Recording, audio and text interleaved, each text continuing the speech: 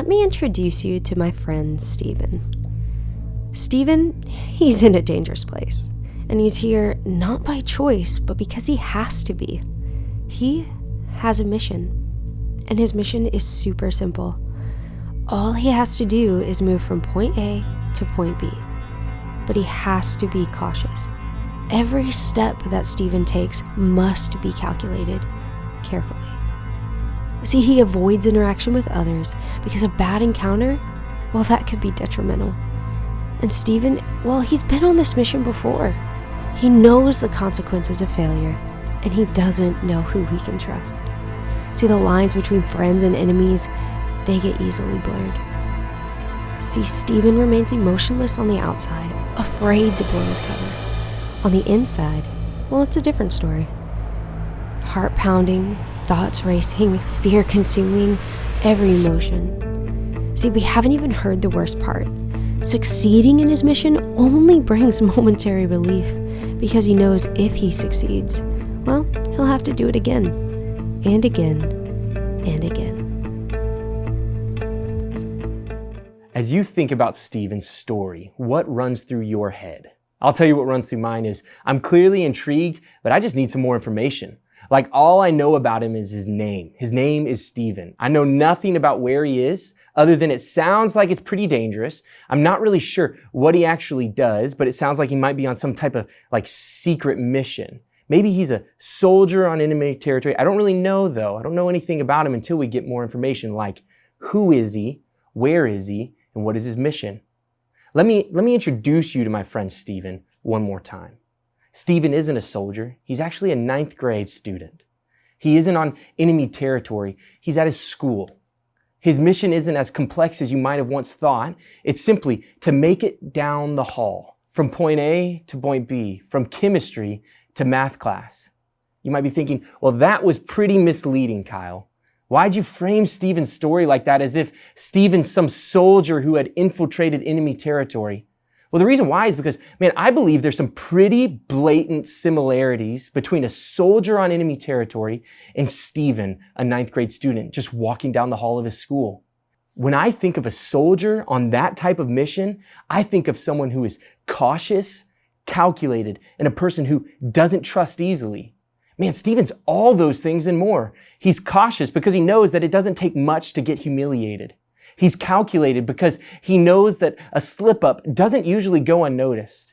He doesn't trust often because he has seen how easily the lines get blurred from what seemed to be like a harmless joke from a friend to an intentional attack from an enemy. He remains emotionless on the inside as he walks down the halls because he knows that when you care, you're vulnerable. Steven's battlefield is his everyday life. His enemy are his peers, and their weapons are simply their words. Now, I know that Steven's story is simply a hypothetical situation, and Steven is a fictitious character that I invented for the sake of this message. But I believe that Steven's experiences might represent what many of us encounter each and every day. Exaggerated, maybe for some of you, but for others, I think it hits really close to home. You might not respond the same way, but we can all point to the moments that we have, like Steven moments in our lives when we are deeply affected by the words of others. The thing that's really complex about this is I don't believe there's really an innocent party. Like, I don't believe we can walk through the area and find the students that are Stevens and the students that are bullies. Because I honestly believe there's moments when we are Stevens and there are times when we are bullies. We experience both. Some moments we're the ones being hurt by the words of others, and sometimes it is our words that are doing the hurting. Now, don't misunderstand me. I'm not saying that every student is just walking around trying to rip others apart with their words. Instead, what I'm talking about is a much more subtle danger. It's so subtle that it often goes unnoticed. It's crazy, but our unkind words can become justified simply by the response of those around us. It becomes disguised by the laughs, and our unkind words simply get dismissed as just being humor. So why do we do this?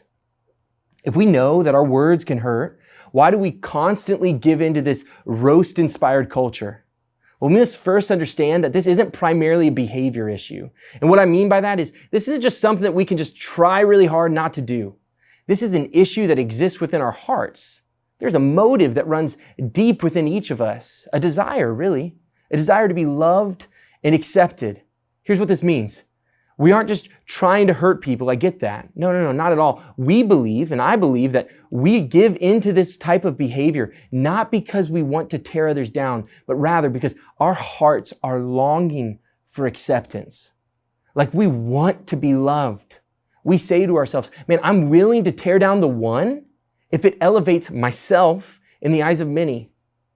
Students, we live in a roast culture and laughter is the currency. Man, if you spend it right, it'll take you places. It can buy you a form of popularity. But if I can, man, I'd like to speak honestly with you. That type of popularity is cheap. Think about it. It doesn't take long for someone to tear another person down, does it? It doesn't take long for that to happen at all. No, boom, you make the joke, you get the laughs from the people around you, and there you go, instant popularity. That didn't take long at all. Well, guess what? It doesn't last very long either.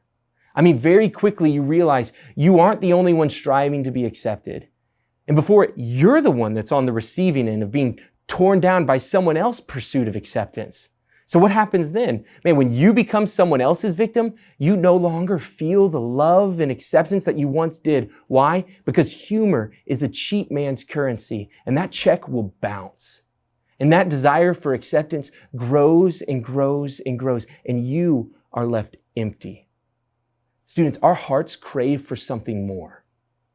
The Apostle Paul actually addresses this in the book of Ephesians. And here's what I love about Paul is he doesn't just jump straight to giving us some type of instruction about how we should behave or how we should use our kind words in the lives of other people. No, he doesn't start with that. First, he addresses our desire to be accepted. Why? Because he knows that our issue is not primarily a behavior issue, but rather it's an issue in our hearts. So how does he do that? Well, first he spends 3 chapters, and we can't cover all of this today, but he spends 3 chapters in the book of Ephesians introducing us to the gospel. He introduces us to an infinitely powerful God who knows all things from beginning to end. And then he points out our brokenness as people, our sin that separates us from God. And instead of this God leaving us to our own destruction, he points to the fact that God steps in. He sends his son to come and to do for us what we could not do for ourselves. And through faith, instead of the judgment that we rightly deserved, he lavishes upon us his mercy and love.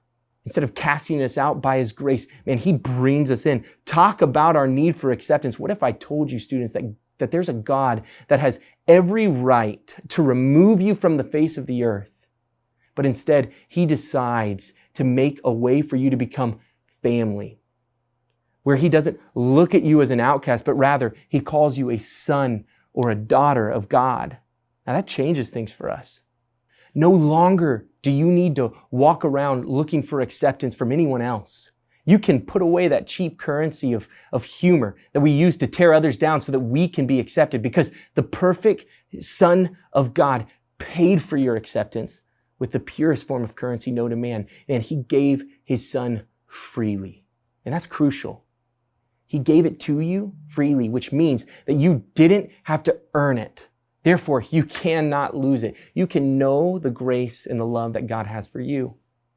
And Paul wants you to understand that, the gospel, how God views you, before he goes into giving any type of instruction about how you should behave. Because very quickly, man, we'll make it about our own acceptance.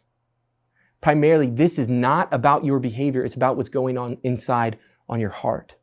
So once we get that, chapter 4, man, it comes to life. So let's read together Ephesians chapter 4, starting in verse 1. He says this, I therefore, a prisoner of the Lord, urge you to walk in a manner worthy of the calling to which you have been called, with all humility and gentleness, with patience, bearing with one another in love, eager to maintain the unity of the Spirit in the bond of peace. Paul says, these are the marks of one who has experienced the grace of God. These are the marks of one who has been saved by grace. They walk in humility and gentleness with patience and love. Like these are the marks of someone who no longer is searching for acceptance in other places. They found it in the gospel. But he doesn't just leave it with these vague ethereal words such as patience and peace. No, he gets very descriptive about how we should behave. Paul gets more specific in chapter 4, verse 29, about how we should speak with one another. So let's look at that together. Chapter 4 and verse 29, he says, "Let no corrupting talk come out of your mouths, but only such as is good for building up, as it fits the occasion, that it may give grace to those who hear." Something's changed here. Like before Christ, our words, the things we said, we used to build up ourselves. But now Paul says, those who have been saved by grace, your words can now be used to build up others. How is that? How can that be? Because our need for acceptance was met at the cross. I've been given a new heart with new desires. I've been freed from the prison of acceptance. Let's catch that last part of that verse. That it may give grace to those who hear. Man, I love that.